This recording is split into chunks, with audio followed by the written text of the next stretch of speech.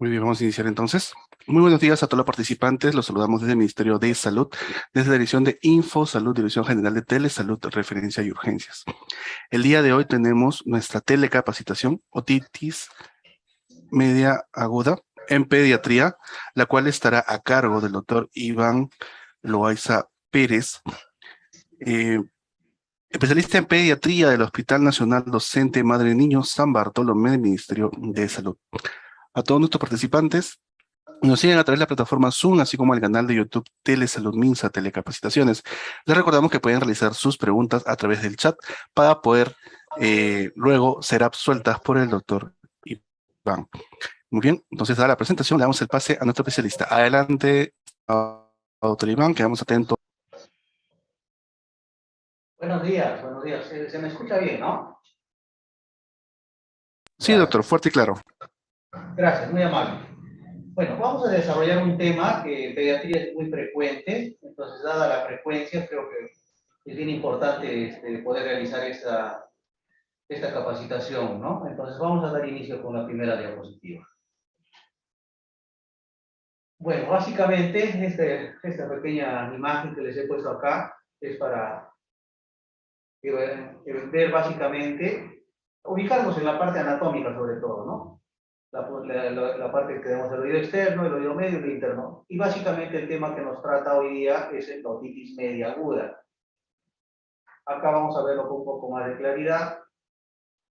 Entonces la parte del oído medio, tiene como límite la membrana timpánica, pero algo bien importante es el conducto. Hay un conducto que acá se va a comunicar con la vía respiratoria.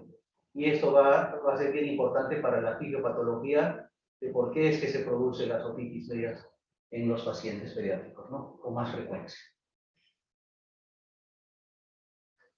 La otitis media aguda es una de las causas más frecuentes de consulta y de hecho, si tenemos una alta demanda en pacientes, vamos a tener una alta prescripción antibiótica en pediatría, que es lo que debemos de tratar de evitar haciendo un buen diagnóstico, ¿no? El objetivo básicamente de este trabajo es valorar la prescripción antibiótica Gliferid de goma en pediatría en atención primaria. ¿Eso qué significa? De que actualmente hay una serie de estudios en los cuales se está tratando de evitar el uso rápido del antibiótico, diferir entre 48 hasta 72 horas para poder recién dar inicio al tratamiento antibiótico.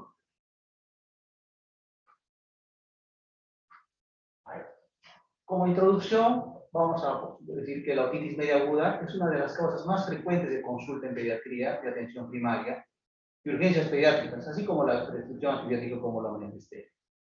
La otitis media aguda puede aparecer a lo largo de toda la infancia, pero si bien es prevalente entre los 6 meses y los 24 meses de edad. La incidencia de otitis media en niños ha disminuido en los últimos años, ¿debido a qué? A la introducción de vacunas conjugadas, que nos están protegiendo frente al estreptococo y a la Haemophilus influenza tipo B. Vamos a definir la otitis. Para abordar mejor el diagnóstico y posteriormente, de hecho, la actitud terapéutica, es preciso definir la otitis media. ¿Cómo? Se define como la presencia de exudado en la cavidad media del oído. Según la clínica que acompañante y las características del exudado puede dividirse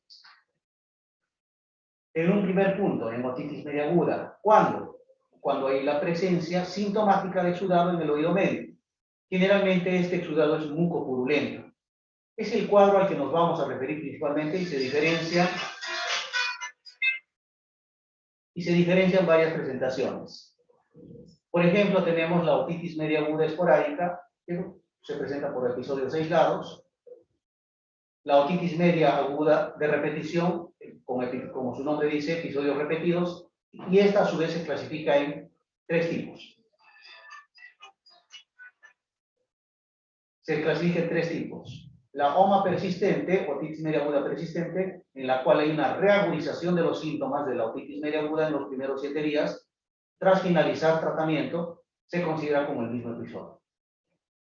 El tipo B, la otitis media aguda recidivante, en la cual se denomina una recaída verdadera, cuando hay una reaparición de los síntomas después de 7 días de curada, se consideran episodios diferentes. Y la otitis media aguda recurrente, cuando hay una tendencia a contraer la otitis media aguda con infecciones respiratorias de vías altas, se define como al menos 3 episodios en 6 meses o al menos 4 en un año.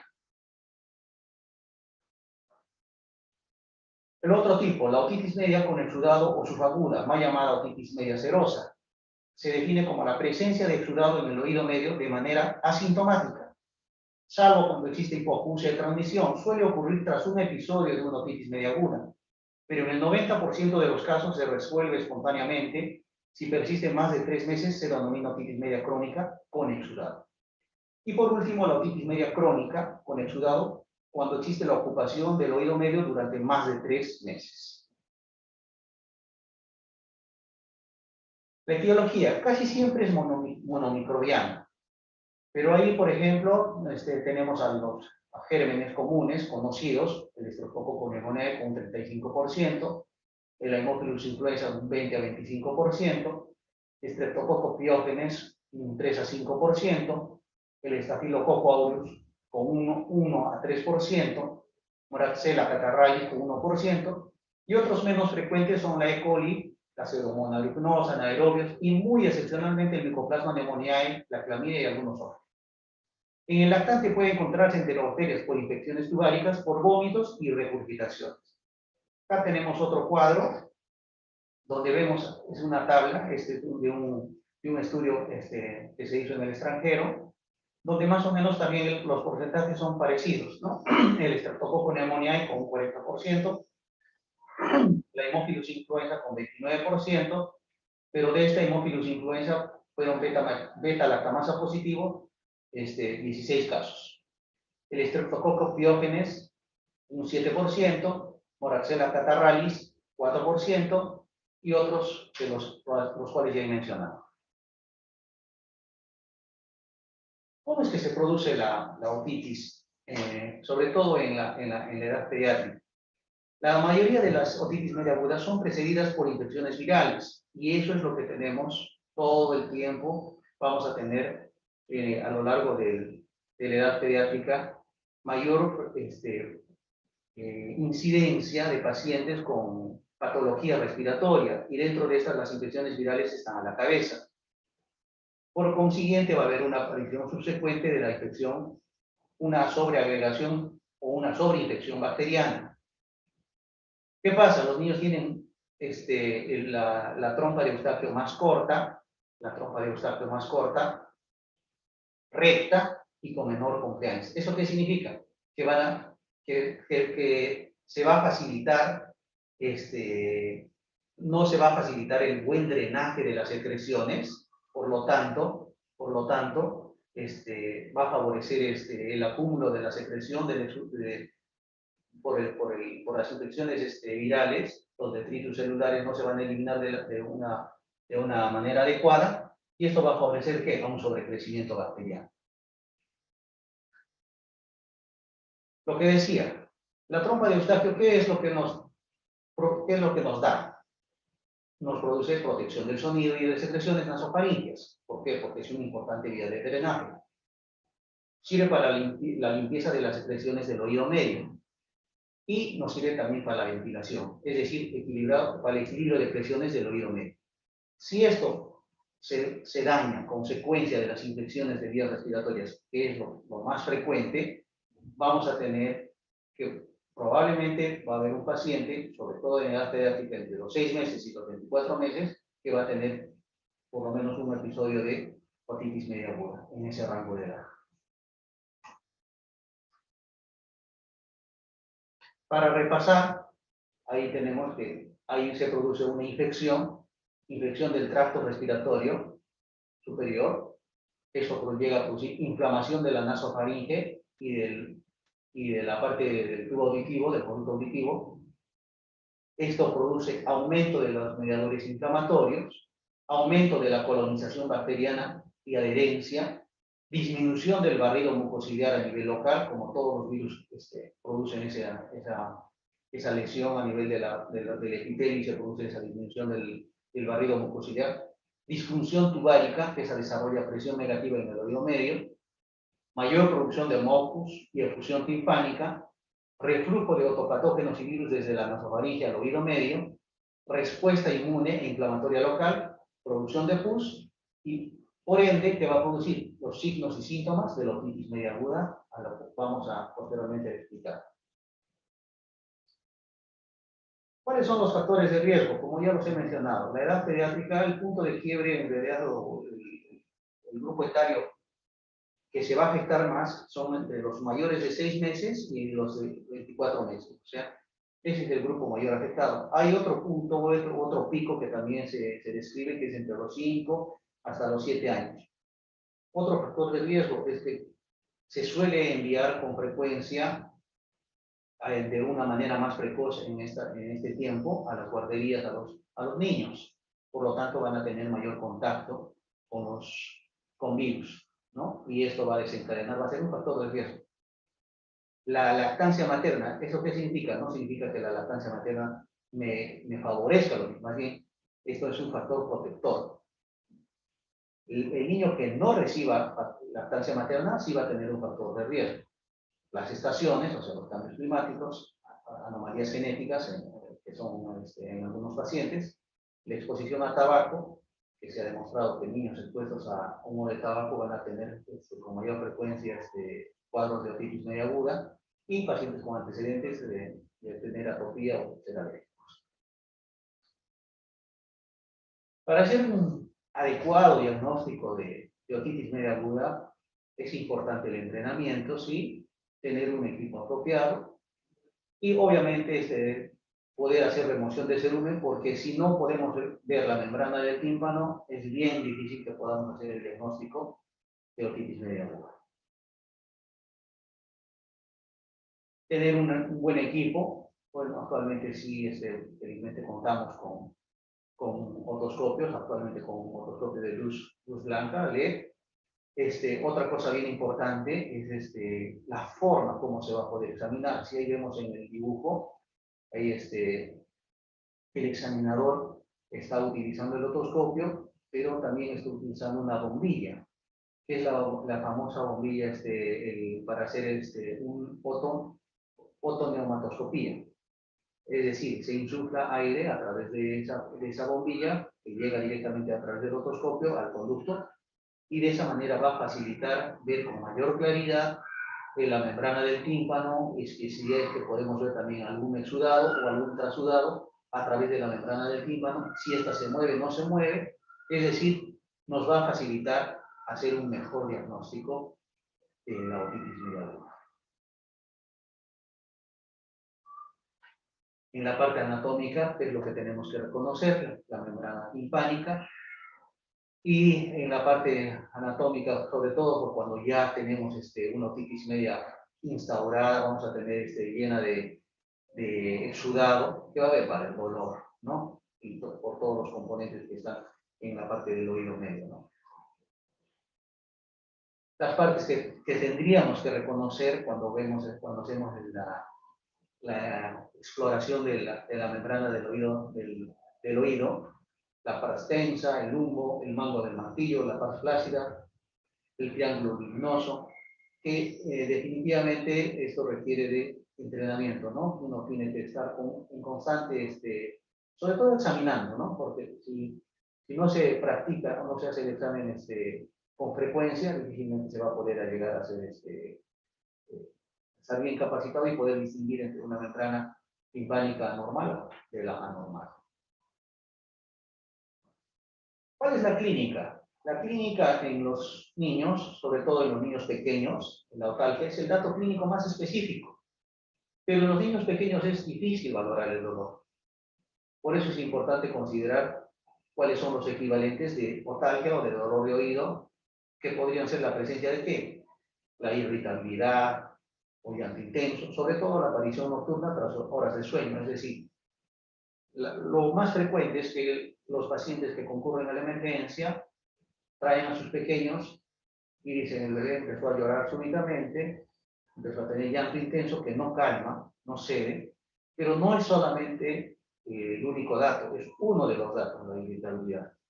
Otro dato importante, la otorrea aguda, que puede ser purulenta, es muy sugestiva de OMA, aunque se observan síntomas catarrales en el 70-90% de las OMAs, tiene escaso valor discriminativo.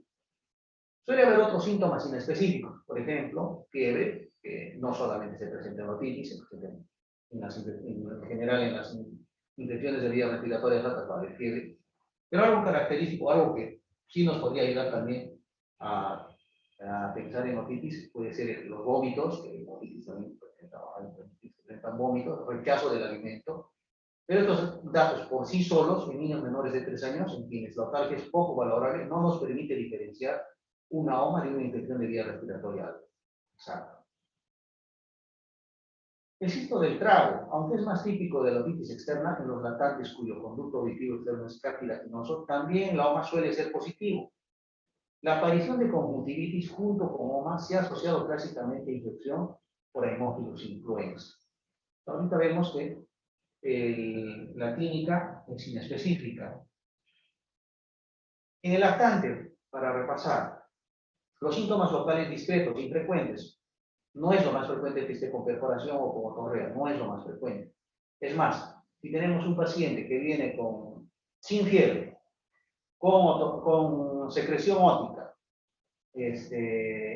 pero no está irritable, lo más probable es que no sea otitis, sino sea una otitis externa. El signo del trago, como ya lo mencioné, puede ser positivo. Síntomas generales importantes, puede haber síntomas digestivos, fiebre, malestar general, llanto intenso nocturno, irritable. Si tenemos un paciente comprometido y ya le hacemos el diagnóstico de otitis media, pero hay compromiso general, el paciente, y hay intolerancia oral, el paciente debe ser manejado por vía endovenosa, ¿no? A la exploración, esta parte creo que es una parte importante para destacar, ya que cuando nosotros vemos a un paciente, cuando lo traemos a la emergencia, no es que de frente nos vamos al oído, sino siempre tenemos que hacer la evaluación general del paciente. Y esta parte es bien importante porque deben de buscarse signos de bacteremia, es decir, todo paciente que viene a la emergencia, tengo que buscar algún signo de gravedad. O sea, tengo que buscar signos de bacteremia, de sepsis, si lo veo muy decaído, muy mal estado general, si lo veo postrado, con alteración en la perfusión cutánea. Debe explorarse los signos meningios y neurológicos por la posibilidad de una complicación intracraneal. Es decir, todo paciente que acude por emergencia, siempre debemos de buscar o hacer una evaluación, o sea, el triángulo de evaluación pediátrica siempre tiene que estar en nuestra mente para poder buscar signos de gravedad en un paciente. Así puede hacer que el punto de partida sea la otitis media. Entonces, siempre tiene que haber una exploración general, buscar signos importantes para que no se nos pase a algún paciente con un cuadro grave. La exploración regional, es decir, la otitis media aguda, suele acompañarse de procesos inflamatorios de las vías respiratorias altas. Y eso es lo más frecuente. O sea, un paciente, es bien difícil pensar que tenga un paciente de otitis media aguda y no haya estado con un cuadro respiratorio o tenga un cuadro respiratorio agregado. Puede producir complicaciones, por lo que hay que explorar siempre las fosas nasales, la orofaringe, las regiones cervical y la mastoidea, porque también puede haber complicaciones de la otitis con otomastoiditis. Y la exploración local, que es cuando ya hemos hecho la exploración general, la exploración regional, vamos a hacer la exploración local. ¿En qué consiste? En realizar la otoscopia. Después de ver la poca especificidad de los datos clínicos, es cierto, no son datos específicos, los hallazgos de la otoscopia son fundamentales para el diagnóstico preciso de la otitis media aguda. Por tanto, es muy importante poder explorar el tímpano, extrayendo, si fuera preciso, el cerumen, eso es importante, porque si no, va a ser imposible poder ver la membrana timpánica, o las secreciones que puedan obstruir el conducto auditivo externo. ¿Qué vamos a observar en la otoscopia? Podemos observar abombamiento del tímpano. Es el signo más frecuente en la otitis media aguda, el abombamiento del tímpano. ¿Qué otra cosa vamos a observar? Cambios en la coloración de la membrana timpánica. ¿Qué cambios puede haber? La membrana puede estar opaca, puede estar con coloración amarillenta, eso por el exudado purulento en el oído medio, puede estar hiperémico, es decir, como signo. La hiperemia como signo aislado tiene poco valor, excepto si es una hiperemia intensa, ¿no? Y con todos los otros signos que vamos mencionando. Pero con la otoscopía neumática, que es poco accesible todavía en nuestro medio, en las consultas de pediatría, pero muy recomendada en las guías americanas, puede objetivarse una disminución de la movilidad del tímpano, que es lo que les decía. Si se hace con el neumatoscopio, se puede observar la movilidad del tímpano, lo cual aporta datos objetivos de que haya exudado en la cavidad media y aumenta, por lo tanto, la precisión del diagnóstico. Si bien es cierto,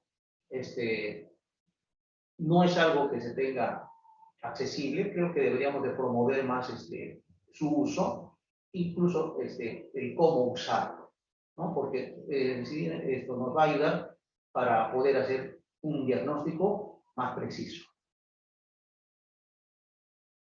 En esa imagen podemos observar una membrana timpánica con hiperemia, una gran hiperemia, pero como les vuelvo a recalcar, no es solamente el dato de hiperemia, no es suficiente para hacer diagnóstico de otitis media aguda. Tiene que ir acompañado de todos los otros síntomas, signos y síntomas, agregados a una gran hiperemia, se puede hacer diagnóstico.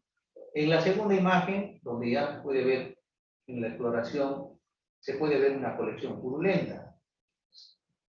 Y eso también es importante, tener un buen otoscopio, que tenga una buena luz sobre todo, ¿no? Y que te permita poder realizar un examen adecuado. Ahora, realizar el examen físico también no es nada fácil cuando no se tiene la capacitación adecuada. ¿Por qué? Porque el niño, generalmente, si viene el de 6 meses, de 10 meses, 1 año, 2 años, 3 años, no se deje examinar fácilmente. Por eso es bien importante la colaboración de la madre o del padre que estén presentes en ese momento para que nos puedan ayudar a hacer la evaluación adecuada del conducto auditivo y de buscar esos signos de otitis media aguda.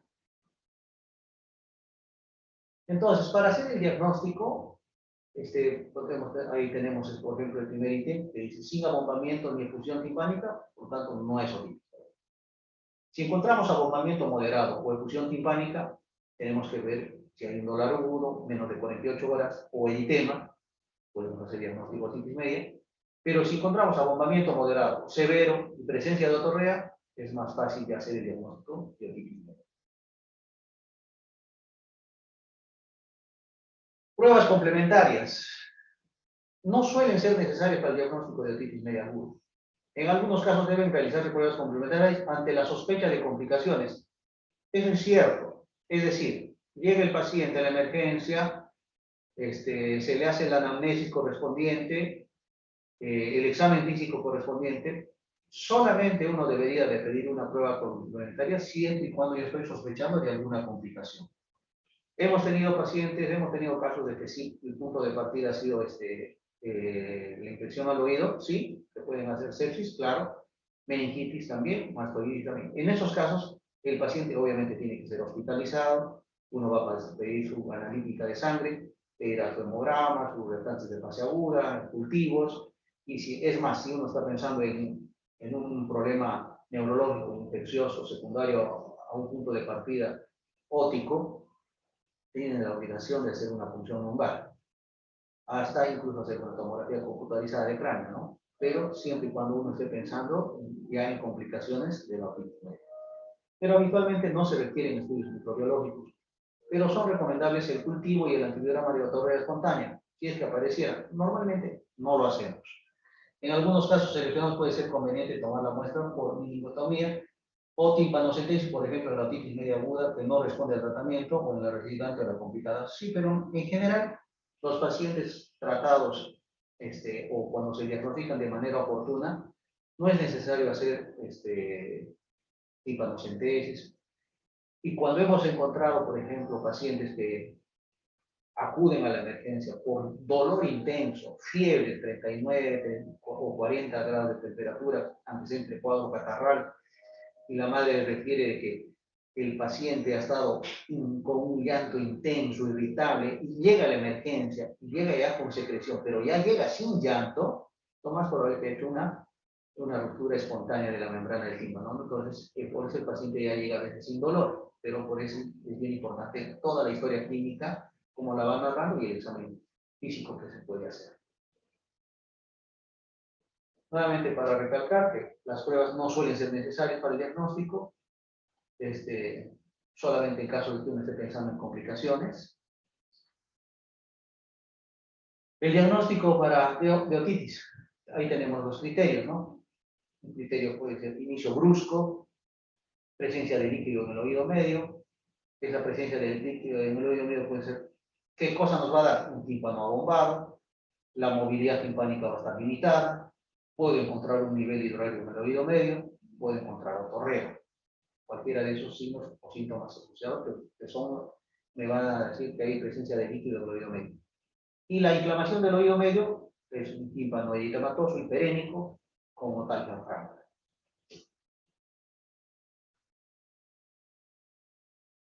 Nuevamente, para recalcar, 3 criterios o más confirmada. Comienzo agudo de síntomas, signos otoscópicos de ocupación de oído medio, los cuales ya hemos mencionado, abombamiento, otorrea, y presencia de signos o síntomas inflamatorios, otalgia, intenso hiperemia del tímpano.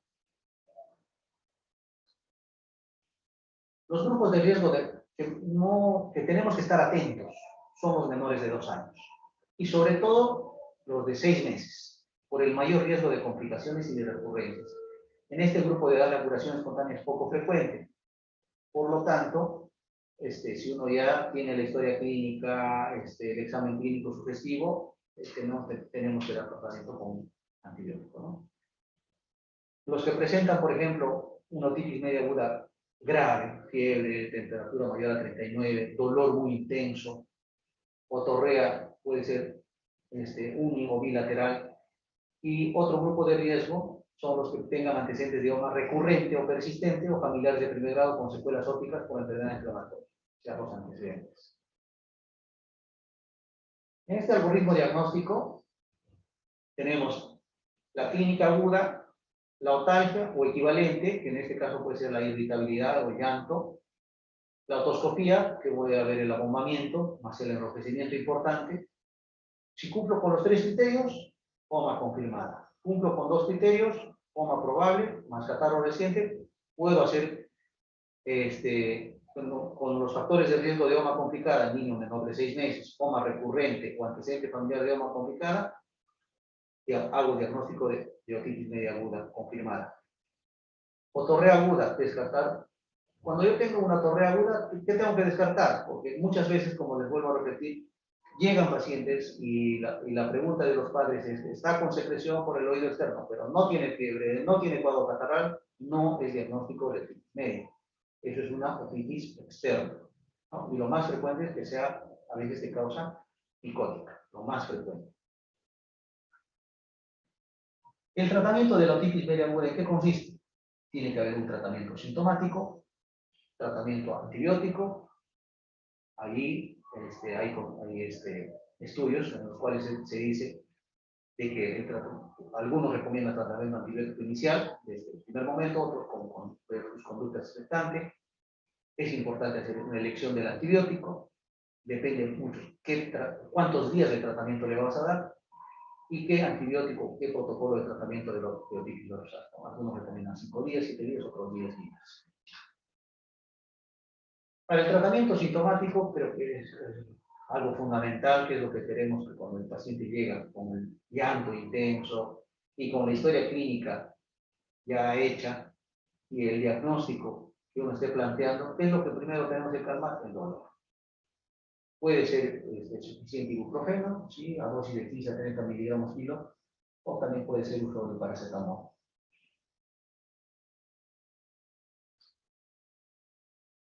Niños, el tratamiento antibiótico inmediato, los niños menores de 3 a 6 meses, sí es importante iniciar tratamiento. En los niños menores de 3 a 6 meses, que aún no haga el diagnóstico de otitis media aguda, debe empezar tratamiento antibiótico. Niños menores de 2 años con OMA bilateral lo recomiendan. Hay 8 guías que recomiendan que se debe empezar tratamiento antibiótico a los menores de 2 años. Pacientes en toda edad con otorrea y descartada otitis externa mencionan que se debe usar tratamiento antibiótico 7 guías. Y en toda edad con sintomatología de enfermedad intensa, es decir, fiebre 38,5, 39 o tal intensa de más de 24 horas de duración, estado general afectado, se debe de empezar tratamiento antibiótico. Cuando no sea posible asegurar un seguimiento o valoración del paciente en horas inmediatas, sí se ha optado por la opción de espera vigilante. Es decir, si uno quiere obtener una consulta expectante, pero no hay la garantía de que el paciente pueda ser reevaluado, y es más, debería ser evaluado por la misma persona que le está viendo en una primera instancia, es mejor iniciar tratamiento antibiótico. La elección debe tenerse en cuenta el patógeno más probable y su grado de resistencia a los antimicrobianos. Si bien es cierto, han aparecido un montón de antibióticos a lo largo de todo este tiempo, pero la amoxicilina sigue siendo el tratamiento de elección. Lo que se ha hecho en este tiempo es tal vez subir un poco la dosificación para que la concentración mínima inhibitoria sea mejor, o sea, pueda llegar a la resistencia del Streptococcus pneumoniae sea menor. Se ha llegado, incluso hay guías en que dicen puedes usar entre 50 hasta 100, ¿no? En casos de alergia, se puede usar acitromicina. En OMA recurrente a través del fracaso del tratamiento con amoxicilina, se puede usar amoxicilina con ácido flavulánico, ¿no? A las dosis de 80 a 90 miligramos por día. Indicado en casos sin respuesta a otros tratamientos o cuando hay vómitos. Es cuando tenemos un paciente que no tiene buena tolerancia oral y ya tienes el diagnóstico tanto clínico, otoscópico, el paciente tiene intolerancia oral, puedes utilizar tranquilamente una dosis de ceftriaxona.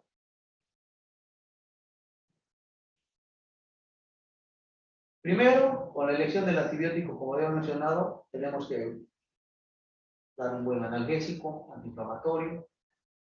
Con el antibiótico, ¿qué tenemos que hacer? Evitar complicaciones, evitar las complicaciones de la otitis y mejorar los síntomas. El patógeno más probable, por frecuencia, sigue siendo el neumococo. Primera elección, nuevamente para recalcar, la amoxicilina. En este último tiempo, ¿qué se ve? De frente nos vamos a amoxicilina con ácido flavulánico. Creo que no es lo mejor. Lo mejor es centrarnos haciendo buen seguimiento del paciente, dándole la dosis que le corresponde de amoxicilina sola, sin ácido flavulánico.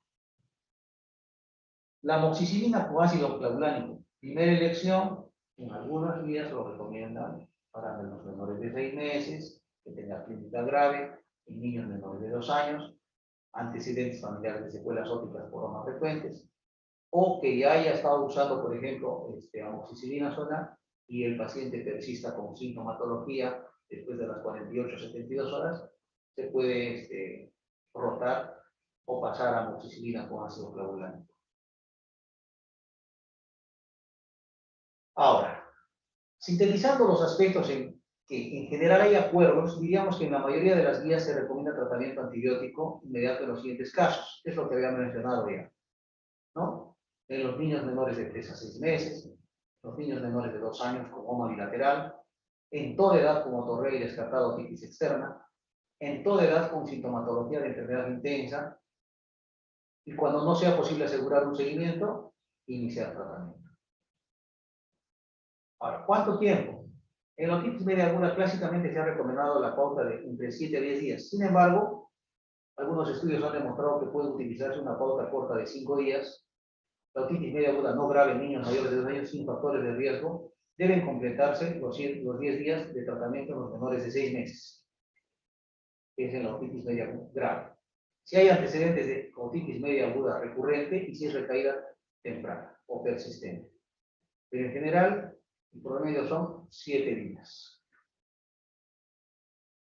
El algoritmo de manejo. Yo hago diagnóstico de otitis media aguda. Este paciente, según algunas guías, uno podría pasarlo a observar. simplemente dar tratamiento sintomático, es lo que significa antiinflamatorio, analgésico, y ver si hay buena evolución o no hay buena evolución.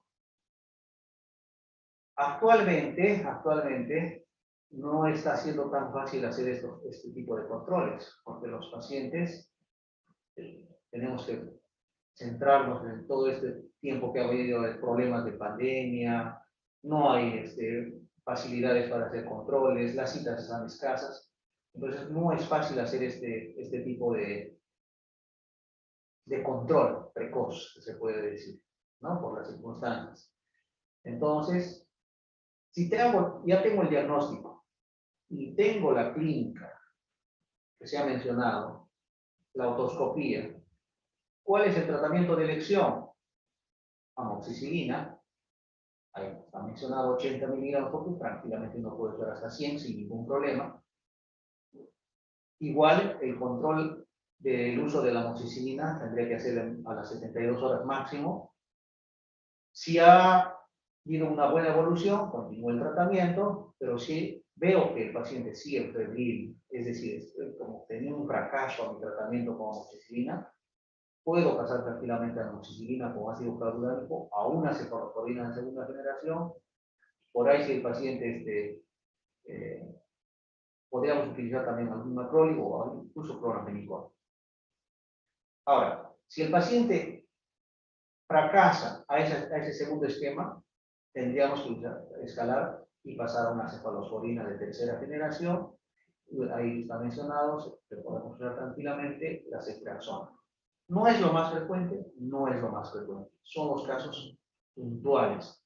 Creo que sí hay pacientes que siguen respondiendo muy bien a la amoxicilina, por lo tanto, creo que no deberíamos de pasar con mucha rapidez a la amoxicilina con ácido clorhidrato y teniendo en cuenta también los efectos adversos que este produce, ¿no? Porque con mucha frecuencia el paciente ya viene manipulado, ya viene usando un antibiótico y a veces no usaron amoxicilina, sino de frente se fueron a amoxicilina con ácido clavulânico y el paciente viene a veces más por deposiciones líquidas y es un efecto adverso por el clavulanato.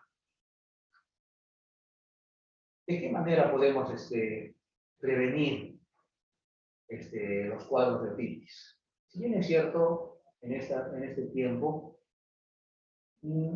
tenemos pacientes con otitis media aguda, claro que sí, pero ha ayudado bastante el uso de las vacunas, sobre todo la vacuna antineumocócica conjugada, tanto la 7, la DECA como la 13 valente, han demostrado un impacto favorable en la reducción de episodios de homa compleja, pero no solamente en la reducción de homa, sino en pacientes con neumonía, ¿no? Y las patologías que puede ocasionar el neumococo. La vacuna 13 valente polisacarídea se puede usar a partir de los 2 años en poblaciones de riesgo, por ejemplo, de anticuerpos antineumocócicos, aporta con serotipos adicionales a la vacuna conjugada. Claro que esta vacuna no está dentro del esquema. La lactancia materna hasta los primeros 6 meses de edad es un factor protector. La vacuna de influenza estacional evita al menos un episodio de homa por estación. Y antimicrobianos profilácticos no se recomiendan.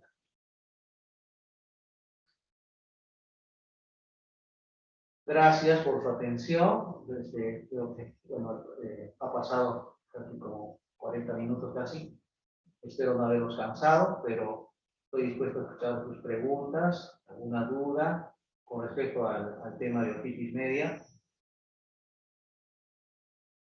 Muy bien, perfecto. Muchísimas gracias, estimado doctor, por la telecapacitación que el día de hoy nos ha obsequiado. Vamos a pasar con unas preguntas que tenemos en el chat. Paso a leerlas. La primera dice así: ¿está indicado el tratamiento con gotas ópticas de ciprofloxacino y de fluoxinolona en pacientes diagnosticados de una otitis media aguda con perforación timpática? No, definitivamente el uso de gotas no está permitido, es más, no se debe de usar. Por eso es bien importante el examen que se debe de realizar al paciente. Quiero mencionar algo bien importante. Si el paciente viene con la clínica de fiebre, llanto, al examen clínico tenemos los criterios que ya se mencionado en la presentación. Estamos haciendo diagnóstico de otitis media y no es necesario usar gotas. No es necesario. Yo sé que, sobre todo las mamás, dicen alguna gotita para el dolor, no es necesario usarlo. Uno puede usar un antiinflamatorio tranquilamente por vía oral. Si, digamos, el paciente por ahí tuviera mucho dificultad para poder tomar el jarabe para el dolor en ese momento, se puede usar tranquilamente incluso un analgésico intramuscular. Es más, si el paciente viene con fiebre, también se puede aprovechar para poner el analgésico, pero no es lo recomendable, no se debe usar gotas, y menos si es que tengo una membrana timpánica perforada. Esa es la respuesta. Muy bien, perfecto. Muchísimas gracias, doctor. Siguiente pregunta dice así, con respecto, doctor, a la diferencia entre tratamiento de otitis media y otitis extrema, ¿se indican gotas en la otitis media? Ya, nuevamente, ¿no? En la otitis media no utilizamos gotas. En la otitis media no utilizamos gotas. En la otitis externa sí se puede usar gotas, pero hay que hacer bien el diagnóstico para qué estamos dirigiendo esas gotas, ¿no? Si es un cuadro por hongos, o es un cuadro, una otitis externa, secundaria a bacterias, pero en la otitis media no usamos gotas. Muy bien, doctor, muchísimas gracias. Pasamos a la siguiente pregunta. Dice así, doctor, desde su punto de vista, desde el primer nivel de atención, ¿cómo debería ser la exploración y manejo de exámenes auxiliares? ¿Qué exámenes auxiliares se necesitarían y cuándo hacer una referencia? Qué bueno por esa pregunta. El manejo de vedas de la otitis, como es algo muy frecuente, sí deberíamos tener en atención primaria, deberíamos tener un buen otoscopio, una buena luz, poder realizar un buen examen otoscópico, es decir, ver muy bien la membrana timpánica, con la clínica, con la sintomatología que se les ha manifestado acá, voy a volver a recalcar ahí, paciente con antecedente de cuadro catarral, que tiene que tener, paciente con fiebre, que va a tener fiebre, un paciente con otitis, va a estar irritable, va a estar con llanto, va a estar fastidiado, y al examen clínico le encuentro o ahombamiento o una gran hiperemia, y es más, si tengo el ojo ya un poco preparado, puedo ver hasta un nivel de exudado detrás de la membrana timpánica, inicio el manejo, como se ha manifestado, con el tratamiento antibiótico, con cita precoz. Cita precoz puede ser a las 48, máximo 72 horas, ver cómo evoluciona el paciente. ¿Qué pasa si mi paciente regresa y lo veo que está peor, fiebres más altas, por ahí está vomitando? Ese paciente lo tengo que referir. Mejor, lo tengo que referir. Porque probablemente ese paciente no está yendo bien con un tratamiento. Pero si llega al control con fiebre, ya no hace fiebre, el paciente está con mejor semblante, ya no está tan irritable, se tiene que seguir el tratamiento inicial, y eso es con el antibiótico que les he manifestado, que eso lo tenemos al alcance, que es la amoxicilina común corriente, solamente hay que dosificar bien, ¿no? Entre 80 hasta 100 miligramos por kilo por día, repartido, se puede repartir entre dos, que ahora las guías se puede dar tranquilamente en dos tomas, para dar facilidad también a los padres. Ok, perfecto. Muchísimas gracias, doctor. Tenemos una pregunta más. La pregunta dice así. A ver, ¿cuál es la duración recomendada para el tratamiento antibiótico? Sí, los esquemas de unas otitis no complicadas, por lo menos mínimo 5 días, las no complicadas. Y una otitis media aguda que uno pueda estar pensando que tengo alguna complicación o no me está bajando, no está yendo bien, mínimo 10 días de tratamiento. Pero para eso es bien importante, como siempre lo he manifestado, es el control, el seguimiento que se le hace al paciente. Eso es importante.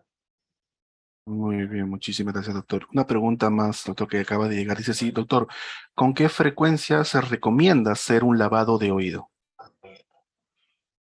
En realidad los lavados de oído no está recomendado, por lo menos en la parte pediátrica no, porque en realidad la cera o el cerumen que se produce es un factor protector, a no ser que tenga un problema, por ejemplo, de un niño, por ejemplo, que sí nos llega, o hemos tenido casos así, de pacientes de 10 años, 12 años, 14 años, que la producción de cera es diferente a la del lactante, entonces, y tenga el conducto auditivo tapado, en esos casos se tiene que hacer la evaluación y se puede hacer un lavado, pero no es que normalmente se deba de hacer lavado de oído, ¿no? Se tiene que hacer la limpieza del oído, no usar los cotonetes, los famosos cotonetes, se tiene que limpiar de una manera gentil, se puede decir, el conducto auditivo, porque la cera es el mecanismo de defensa del propio oído, ¿no? Perfecto, muchísimas gracias por la exposición del día de hoy, estimado doctor Iván Loaiza Pérez, especialista en pediatría del Hospital Nacional Docente Madre Niño San Bartolomé. Doctor, ¿algunas recomendaciones finales, por favor, para todos los participantes que nos están visualizando a través de la plataforma Zoom y también por el canal de YouTube Telesalud Minsa Telecapacitaciones? No, solo agradecer la oportunidad y bueno, y decirles a todos mis colegas, a todas las personas que están conectadas, agradecer su tiempo, su paciencia y como siempre, lo más importante, que todos los días aprendemos, vamos a seguir aprendiendo, pero vamos a aprender cuando hacemos seguimiento de nuestros pacientes. Es todo. Muchísimas gracias nuevamente, doctor, por todo su tiempo y lo esperamos en próximas telecapacitaciones. Hasta luego. Gracias. Muchísimas gracias y también agradecer a todos los participantes que están conectados. Recuerden que esta telecapacitación está siendo transmitida en vivo en el canal de YouTube Telesalud Minsa Telecapacitaciones. Van a poder encontrar ustedes una lista de reproducción de parte del Hospital Madre Docente Niño San Bartolomé con todos los temas que hemos desarrollado hasta el momento. También recuerden activar la campana para futuras notificaciones y suscribirse para poder recibir también información de próximas telecapacitaciones. Muchísimas gracias a todos los participantes y nos vemos en próximas sesiones. Hasta luego. Gracias.